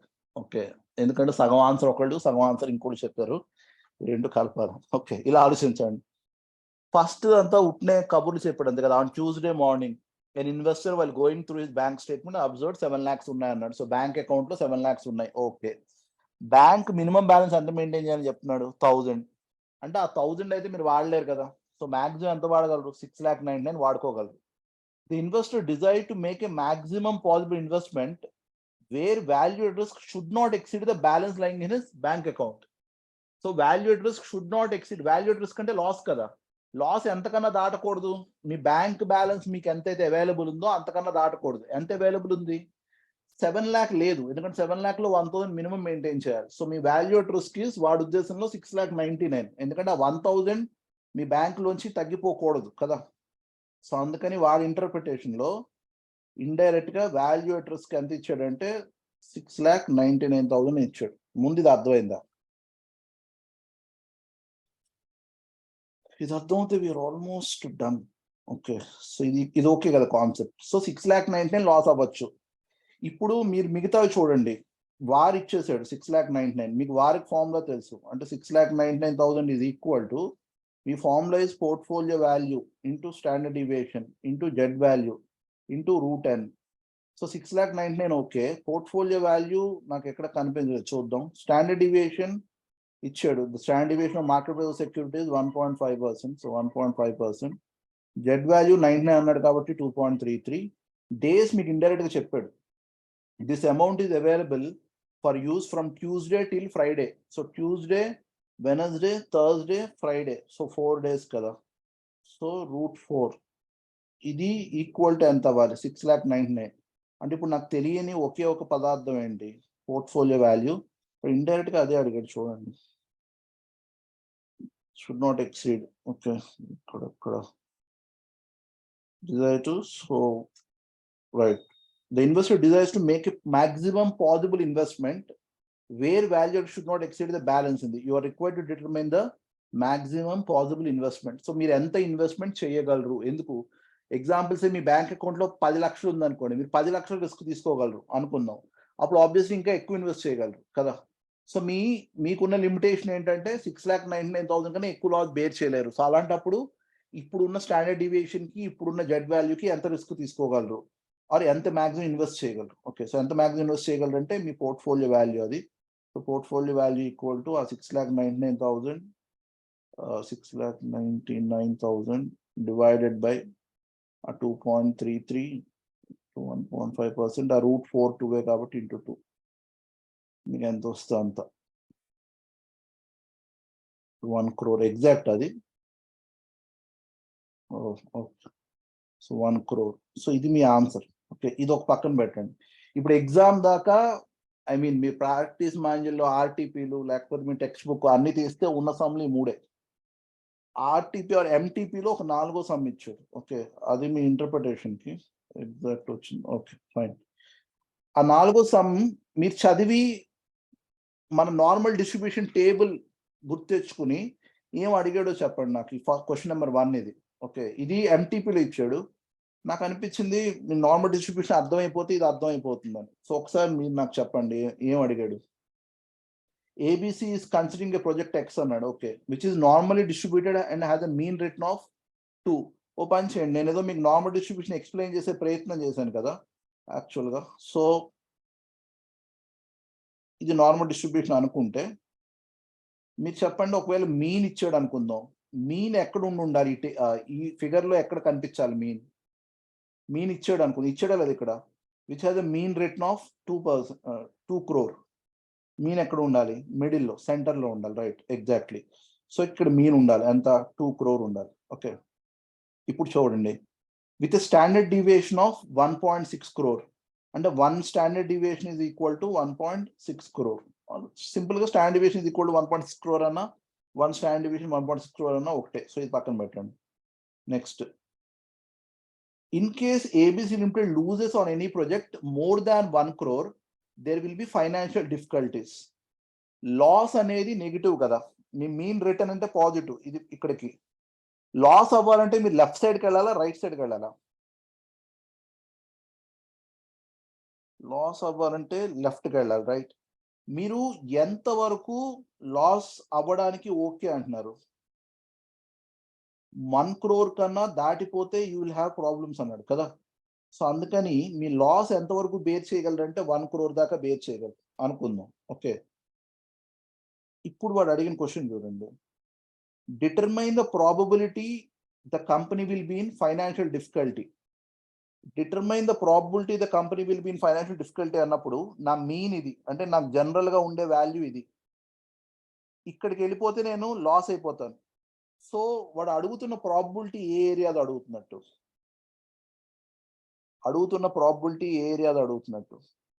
నాకు ఎలా చెప్తారంటే లెఫ్ట్ సైడ్ ఆఫ్ 1 అడుగుతున్నాడా, రైట్ సైడ్ ఆఫ్ 1 అడుగుతున్నాడా, రైట్ సైడ్ ఆఫ్ 2 అడుగుతున్నాడా, లెఫ్ట్ సైడ్ ఆఫ్ 2 అడుగుతున్నాడా?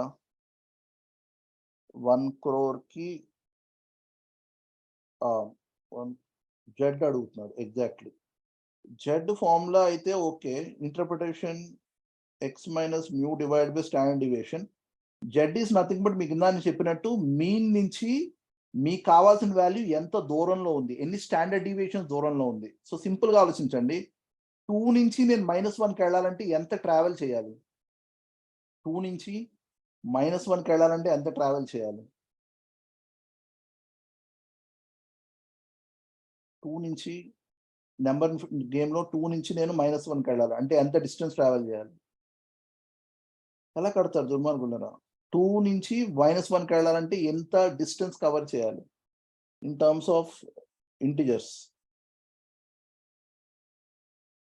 అదే కదా X bar minus mu. X bar అంటే 2, అక్కడ నుంచి నా టార్గెట్ ఇస్ 1, అందుకే 3 వస్తుంది చూసారా? ఎందుకు నేను 3 తగ్గితే ఇక్కడికి వెళ్ళిపోతాను -1కి. 2 నుంచి 3 తగ్గితే, ఎగ్జాక్ట్లీ 2 నుంచి నేను 3 తగ్గితే 2లోంచి -3 చేయండి, ఏమవుతాను? -1కి వెళ్ళిపోతాను. అంటే 3 తగ్గితే రిస్క్ ఉంది నాకు. సో అందుకని మాక్సిమం తగ్గగలిగింది డిస్టెన్స్ 3. బట్ ఈ డిస్టెన్స్ ఎందులో మెజర్ చేశాను నేను? ఫిగర్ అంటే ఆ వేరియబుల్లో. బట్ నాకు స్టాండర్డ్ డివియేషన్ లో కావాలంటే స్టాండర్డ్స్ చేయాలంటే డివైడ్ బై స్టాండర్డ్ డివియేషన్స్. ఎన్ని స్టాండర్డ్ డివియేషన్స్ కట్టడం? ఒక స్టాండర్డ్ డివియేషన్ ఎంతకి ఈక్వల్? 1.6. సో 3 డివైడ్ బై 1.6 ఎంత వచ్చింది? 1.875. ఓకే, 1.875. నాకు ఆన్సర్ కన్నా మీకు అర్థం కావాల్సిన పాయింట్ ఒకటి, విచ్ ఇస్ సరే ఫార్ములా ఇది పక్కన పెట్టండి.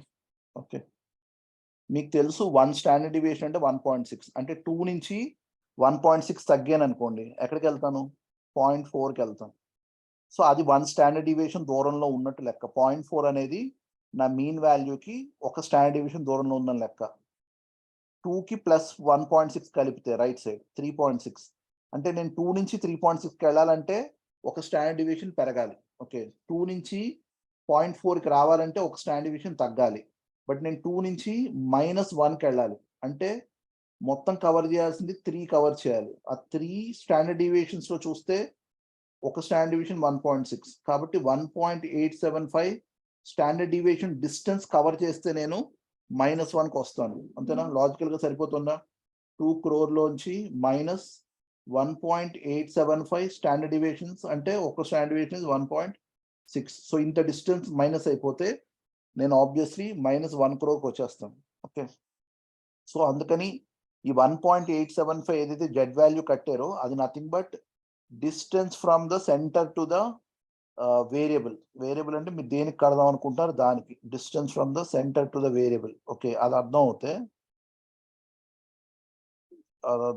వాడు అడుగుతుంది ఇక్కడి నుంచి, సారీ ఇది ఎక్స్ బార్, ఇప్పుడు నేను జెడ్ అని రాస్తున్నాను, ఎక్స్ బార్ ఇక్కడ నుంచి 1.875 స్టాండర్డ్ డివియేషన్, ఇక్కడికి డిస్టెన్స్ ఎంత ఉంది అంటే ఛాన్స్ ఎంత అంటే ఈ ప్రాబబిలిటీ అడుగుతున్నాడు. ఓకే, ఈ ప్రాబబిలిటీ ఇక్కడ మీకు ఇచ్చాడు 1.85%. క్లియర్గా ఇక్కడ చెప్పాడు చూడండి, area between mean and Z score. Area between mean and Z score అంటే ఇది మీన్, అండ్ జెడ్ స్కోర్ అంటే ఇది. ఈ మధ్యలో ఉన్న ఏరియాని ఇక్కడ ఇచ్చాను అని చెప్తున్నాడు. ఈ మధ్యలో ఉన్న ఏరియా 1.875 అంటే 1.87కి 88కి మధ్యలో ఉండాలి. సో 0.4693 అండ్ 0.4699 ఈ రెండింటికి మధ్యలో గ్యాప్ ఎంత? 0.0006 కదా. సో పెద్ద ఇంటర్పోలేట్ చేయక్కర్లేదు కూడా, మీకు ఆల్రెడీ వచ్చేసి ఉంటుంది 0.4696 ఆన్సర్ అని. సో 0.4696 ఎందుకు పెద్ద ఇంటర్పోలేట్ చేయక్కర్లేదు. 1.87కి ఎంత వచ్చింది? 0.4693. 1.88కి ఎంత వచ్చింది? 0.4699. ఈ రెండింటికి గ్యాప్ ఎంత ఉంది? 0006 కదా. కానీ నాకు ఎక్కడ రీచ్ అవ్వాలి? 1.875కి, అంటే ఈ రెండింటికి మిడిల్ కదా రావాలి. మిడిల్ రావాలంటే 0.003 పెరిగితే చాలు. 0.003 పెరిగితే అది 0.4696 అంటే 46.96% కవర్ అవుతే సరిపోతుందని. అది ఇక్కడ నేను చూపిస్తాను, మీకు అర్థం అవుతుంది. మేబీ ఇక్కడ చూడండి మీరు, 0 to Z అంటే మీన్ దగ్గర నుంచి, అదే కదా వాడాలండి, మీన్ నుంచి జెడ్ వాల్యూ. ఇప్పుడు జెడ్ వాల్యూ నేను తీసుకోవాలి 1.875. సో అక్కడ చూడండి 1.875కి ఎంత ఏరియా కవర్ అవుతుంది? 1.87 ఇచ్చాడు, విచ్ ఇస్ 46.93%. 88 ఇచ్చాడు, 46.99%. ఆ రెండింటికి మధ్యలో అంటే 46.96%. 46.96% ఏరియా ఈ మధ్యలో కవర్ అవుతుంది. వాడు అదే అడిగాడు. ఓకే, అంటే మొత్తం ఈ రైట్ సైడ్ది ఈ 0.50% అడగలేదు, ఇక్కడ నుంచి ఇక్కడికి అడిగాడు ఏరియా ప్రాబిలిటీ. ఓకే, అంటే మిడిల్ నుంచి మీ యావరేజ్ నుంచి మీరు అక్కడ పడిపోయే ఛాన్స్ ఎంత అంటే 46.96% ఛాన్స్ ఉంది, మీరు పడిపోవచ్చు. ఓకే, ఇది ఎంటీపీలో అడిగాడు. సో ఛాన్సెస్ ఆర్ మీకు ఎగ్జామ్లో ఇస్తే ఇంచుమించు ఇలాగ ఇస్తాడు ఇంటర్ప్రిటేషన్. మీరు చేయగలిగితే చాలు. Determine the probability that company will be in financial difficulty. So మీ యావరేజ్ క్యాష్ ఫ్లో నుంచి మీరు నెగిటివ్కి వెళ్ళిపోయి 1 crore కన్నా తగ్గిపోయే ఛాన్స్ ఎంత అంటే 46.93%. ఓకే, సో ఇది మీ వాల్యూ ఎట్ రిస్క్ దాకా, రైట్. నేను జస్ట్ మీకు ఐసిఐ టెక్స్ట్ బుక్ ఒక్కసారి బ్రౌజ్ చేస్తున్నాను 5 minutes, సో దట్ మీకు క్లారిటీ వస్తుంది. మళ్ళీ ఇవాళ చూస్తే ఇంచుమించు కంప్లీట్ అయిపోతుంది, ఎక్కువ చేయక్కర్లేదు. నేను only last part of the topic, ఏది రీజన్స్ అండ్ అంటే హింట్ ఏంటి అండ్ ఎందుకు వస్తుంది అదొకటే డిస్కస్ చేయలేదు. Otherwise most of the discussion is done. And ఇది చాలా ఈజీ. మీకు ఒక్క వార్ క్యాలిక్యులేషన్స్ ఒక్కటి చూసుకోండి, నాకు తెలిసి మీరు మిగతా చేయగలుగుతారు. సో ఒకసారి జస్ట్ చూసేస్తే మన ఇద్దరం సాటిస్ఫైడ్గా ఆపేయచ్చు. Risk management. ఫస్ట్ మనం అనుకున్న రిస్క్ ఏంటి? గుర్తున్నాయి? పేర్లు చెప్పగలరా? ఫస్ట్ రిస్క్ ఏమనుకున్నాం? స్టార్ట్ చేసిందే స్ట్రాటజిక్ రిస్క్, రైట్. సెకండ్ ఏమనుకున్నాం? Operational risk. And next one is compliance risk. Okay, and major one is financial risk. So ఆ 4 ఇంచుమించుగా అవే ఉంటాయి మీరు చూస్తే. అండ్ పెద్ద ఎక్స్ప్లెనేషన్ కూడా అక్కర్లేదు. Strategic risk. A successful business always needs a comprehensive detailed business plan అన్నాడు. But even the best laid plans can become outdated if cannot keep pace with the latest trends. This is called as strategic risk. So strategic risk is the risk in which company strategy becomes less effective and it struggles to achieve its goal. So అదే మనం summary చేసాం. It could be ఎందుకు అవ్వచ్చు? మీ క్యాసెట్ example is technological changes. కొత్త competitor వచ్చాడు, then obviously again market ఏంటంటారు డిస్ట్రిబ్యూట్ అవుతుంది. So again it's risk. Shift in consumer demand. So again examples a maybe better example will be public transport నుంచి private ట్రాన్స్పోర్ట్కి వెళ్ళిపోతే కనుక obviously there is no demand for ఏంటంటారు bus or normal regular network. So అది కూడా అవ్వచ్చు. Increase in cost of raw materials. అది again మీ స్ట్రాటజీ వేసినప్పుడు మీ estimation of profit and financial ఏదైతే అనుకున్నారో దానికన్నా కాస్ట్ ఆఫ్ రా మెటీరియల్ మీరు ఎక్స్పెక్ట్ చేసినప్పుడు సో ఆటోమేటిక్గా పెరిగితే లాస్ వచ్చే ఛాన్సెస్ అని. సో ఇది కోడాక్ ఎగ్జాంపుల్ అన్నాడు, దాని ఇది okay. Then compliance risk is obviously మీరు గైడ్ లైన్స్ ఏమైనా ఫాలో అవ్వకపోతే. So non compliance leads to penalties in the form of fine and imprisonment. అలాగే మీకు ఒకటి చెప్పాను కదా, సిమెంట్ బిజినెస్లోకి ఇచ్చాడు the real problem. For example company pursuing cement business, షుగర్లోకి వస్తే కనుక షుగర్ లాస్ ఏంటని వాడు తెలియకపోవచ్చు అని. It is a crude example, but సింపుల్గా మీ దాకా లాస్ అండ్ రెగ్యులేషన్స్ కంప్లై చేయకపోతే వచ్చేది. Operational risk, obviously failure on the part of the company to cope up with day-to-day operation problems. So people as well as process వస్తుందన్నారు. వాడు 1 lakh pay చేస్తున్నవాడు 10,000 అది. So ఇది okay. Financial risk, అందులో మేజర్గా counter party risk ఉంది, political risk ఉంది, interest rate risk ఉంది, currency risk ఉంది, liquidity risk ఉంది. సో అగైన్ మీరు చదివితే ఇందులో ఆల్మోస్ట్ నేను ఎక్స్ప్లెయిన్ చేసిన పార్ట్ అది, which is nothing fancy. Gayatri గారు అండ్ మీరు వచ్చినప్పటికీ ఇవి డిస్కషన్ అయింది యాక్చువల్గా. సో ఇది మీరు చదివితే 90% అర్థం అవుతుంది, ఆర్ షేర్ చేసిన వీడియోలో ఉంటుంది. సో మేజర్ డిస్కషన్ ఏం అవ్వలేదు అప్పటికి. దాని తర్వాత స్టేక్ హోల్డర్స్కి రిస్క్ ఏంటంటే ఈక్విటీ షేర్ హోల్డర్ వీడు, వాడు డెట్ పెరుగుతుందని భయపడతాడు, బికాస్ వైండింగ్ అప్ అయిపోయినప్పుడు వీడికి ఏం రాదు. అలాగే కంపెనీ పాయింట్ ఆఫ్ వ్యూలో డెట్ ఎక్కువ బారో చేస్తే ఆబ్వియస్లీ డిఫాల్ట్ అయ్యే ఛాన్స్ ఉంది, లిక్విడేషన్ అయిపోయే ఛాన్స్ ఉంది. సో భయపడుతుంది. గవర్నమెంట్ పాయింట్ ఆఫ్ వ్యూలో failure of any bank, okay, downgrading of any financial institution, obviously that can lead to payments from the right from the government. So then value at risk, which is the worst case scenario, what will loss ani మీరు observe చేస్తే మన ఫార్ములాలో time period వాడాం, 5 day 1 day, confidence level వాడాం 95%, 99%. Loss in percentage కట్టచ్చు, amount కట్టచ్చు. మనం కట్టింది ఇప్పుడు అమౌంట్లో కట్టాం. It's a statistical method based on standard deviation. Time horizon, VaR అనేది 1 day కట్టచ్చు, 1 week కట్టచ్చు, 10 days కట్టచ్చు. మనం కట్టాం కదా 1 week, 1 day కట్టాం, 10 day కట్టాం. Probability, obviously probability of maximum loss can be predicted, and 99% chance that jet score వాడారు 2.33, రైట్. అండ్ ఎందుకు వాడతారంటే లిమిట్స్ అని చెప్పాడు. సో మేము చదువుతున్న నథింగ్ ఫ్యాన్సీ. ఇది ఎగ్జాంపుల్ అంటే ఇది సాల్వ్ చేసాం మనం. ఆన్సర్ సరిపోయిందో చూసుకుంటే 9,32,000 ఇదే వచ్చినట్టు 29.47. ఓకే, సో ఇది ఒక క్వశ్చన్ చేసాం. దెన్ ఇక్కడ చెప్పాడు appropriate methods for identification and management అని. ఐడెంటిఫికేషన్ అంటే కౌంటర్ పార్టీస్కి ఎలా ఐడెంటిఫై చేస్తారో అని. సో ఎగ్జాంపుల్ మీరు ఎవరితో అయితే కాంట్రాక్ట్ ఎంటర్ అయ్యారో, సో ఎగ్జాంపుల్ అపార్ట్మెంట్ కి కాంట్రాక్ట్ ఎంటర్ అయ్యారు అనుకుందాం, వాడు అసలు సిమెంట్ ఆర్ బ్రిక్స్ని ప్రొక్యూర్ చేయలేకపోతున్నాడు. సో మీ ప్రాజెక్ట్ కంప్లీట్ చేయడానికి వాడు ఏదైతే రిసోర్సెస్ కావాలో అవే ప్రొక్యూర్ చేయలేకపోతున్నప్పుడు, ఆ లేబర్ సరైన వాడిని ఎంప్లాయ్ చేయలేకపోతున్నాడు, దెన్ ఆటోమేటిక్గా వాడు డిఫాల్ట్ అయ్యే ఛాన్స్ ఎక్కువ. మీరు ఆల్రెడీ అడ్వాన్స్ పే చేశారు, వాడు వర్క్ చేసి మీకు డెలివరీ ఇచ్చే ఛాన్స్ తక్కువ. అలాగే ఎనీ రెస్ట్రిక్షన్స్ అని. సో ఇవి మీరు identification and techniques in the sense మీరు ఏం చేస్తే కొంత మిటిగేట్ చేసుకోవచ్చు. ఎగ్జాంపుల్ డ్యూ డెలిజెన్స్ అంటాడు. So which is nothing but third party like ఎలా ఉన్నాడు, వాడు ఆల్రెడీ చేసిన ట్రాన్సాక్షన్స్ ఏంటి, ఇన్నాళ్ళ రికార్డ్ ఎలా ఉంది, వాడు వర్క్ కల్చర్ కానీ లేకపోతే ఓవర్ పీరియడ్ వాడి డిఫాల్ట్స్ కానీ ఇవన్నీ చెక్ చేయమంటాడు. సో అగైన్ ఈ 3 parts సెల్ఫ్ ఎక్స్ప్లెనేటరీ. మీరు కరెన్సీ రిస్క్ దాకా ఇక్కడికి అయిపోయింది అంతే. సో ఈ 2 pages మీరు చదివి నాకు తెలిసి it will be very much fine. మీకు ఏమైనా స్పెసిఫిక్ డౌట్ అనిపిస్తే యూ కెన్ ఆస్క్ మీ ఇక్కడ నుంచి ఈ 2 pages దాకా. Okay, otherwise everything is covered me problematic దాకా. ప్రాక్టికల్ క్వశ్చన్లో ఇది ఒక క్వశ్చన్ ఉంది, ఇది కూడా మనం కవర్ చేసాం. వాడు వేరేలా చేశాడు, 2 crore వేరేలా అంటే సేమ్ అదే, కాకపోతే 2 lakh స్టాండర్డ్ డివియేషన్ కట్ చేశాడు. ఓకే, ఎనీవే సేమ్ ఆన్సర్ వస్తుంది. వాడు స్టాండర్డ్ డివియేషన్ కట్ చేశాడు, ఎందుకంటే పోర్ట్ఫోలియో 2 crore కదా, 2 crore 1% standard deviation. So 2 lakh కట్టి ఆ స్టాండర్డ్ డివియేషన్కి పోర్ట్ఫోలియో స్టాండర్డ్ డివియేషన్ కట్టాడు. బట్ అవన్నీ పక్కన పెడితే మీకు వచ్చిన ఆన్సర్ వాడికి రావాలి. మనకి ఎంత వచ్చిన ఆన్సర్ అది 23,72,000 వచ్చిందా? 23,72,000. ఓకే, సో అదే వాడికి వచ్చింది.